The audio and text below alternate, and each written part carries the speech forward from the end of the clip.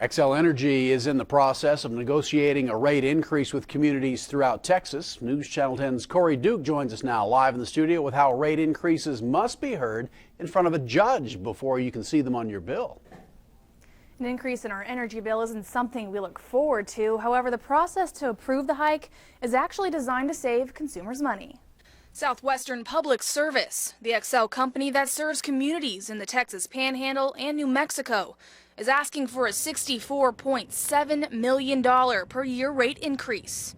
We file a rate case when we add a lot of investment to our system. So what we've been doing in the last few years, building power lines, high voltage transmission lines, adding new generating equipment, which is all very expensive.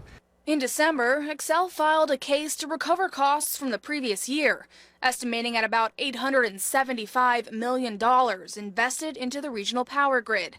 In order to get this money, Xcel would have to increase a residential bill by about $1. But the process isn't easy.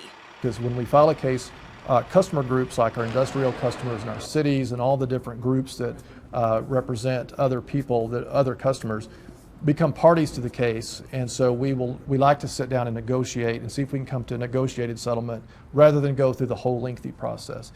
A judge has recently granted Xcel 30 days to reach a settlement with about 80 communities in Texas who will also be affected by the increase.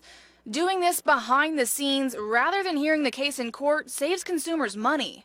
And so it does save money if we can come to a negotiated settlement and forego the rest of the process. Because ultimately, our company pays the cost of all the expenses related to the case, but ultimately that's reflected in the cost of doing business. So it does ultimately is reflected in your rates, and so it's cheaper to the customer if we can come to a negotiated settlement. If a settlement is reached, the money will only go toward power grid improvements, not the new building Xcel is putting downtown. Reporting live in the studio, Cori Duke, News Channel 10.